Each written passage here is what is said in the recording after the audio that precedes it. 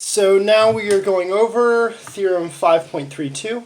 If H is a Hilbert space, for each n in Z, f sub n of H is path connected. Now, with this video, we're going to be setting up the proof. We're going to be setting up all the constructions for the proof, and then in the next video, we'll actually be proving it. So this one's a little bit longer, so bear with me.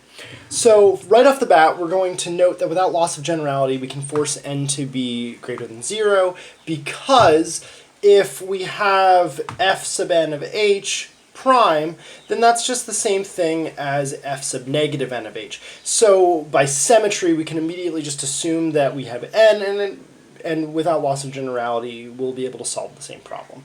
So let T be an element of our f sub n, then the dimension of the kernel of T is greater than the dimension of the kernel of the adjoint of T. And again, this is just by our choice of n. So what this is going to give us is that there exists a partial isometry V with an initial space contained within the kernel of T, and such that its range is going to be equal to the kernel of the adjoint of T. However, by proposition 4.6, we can use the identity to get the kernel, that this is the same thing as the kernel of T, the orthogonal complement of the kernel of T. So what we really have is that the range of V is equal to the orthogonal complement of the kernel of T. Now, since for every f and h can be written as in the form u plus v is equal to f, where u is in the kernel of T and v is in the orthogonal complement of the kernel of T, we get that T plus epsilon v is onto for all epsilon greater than 0. And what we've done here is just use the fact that if you have a closed subspace, and its orthogonal complement, every vector can be written as a unique sum of an element of the closed subspace and its orthogonal complement. So that's what's going on here. Now, the fact that this is onto gives us that it is right invertible.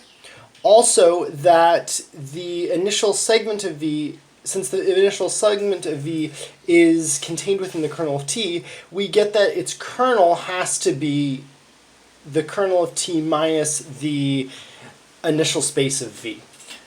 Now, the book leaves it as this. However, we actually end up losing the 0, and considering this is a kernel, we have to have 0 in it, so we're going to union that back on, which is something that the book overlooks. So why do we set all of this up? Why do we find this right invertible element and construct it this way?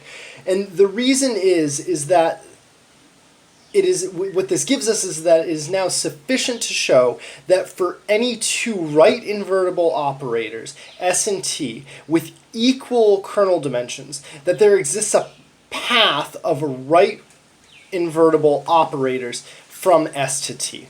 So we've now reduced the problem down to the case of just showing that there are paths right reducible operator paths between right reducible operators of equivalent kernel dimension, which is the method that we're going to then in the next video use to prove this theorem. See you in a sec.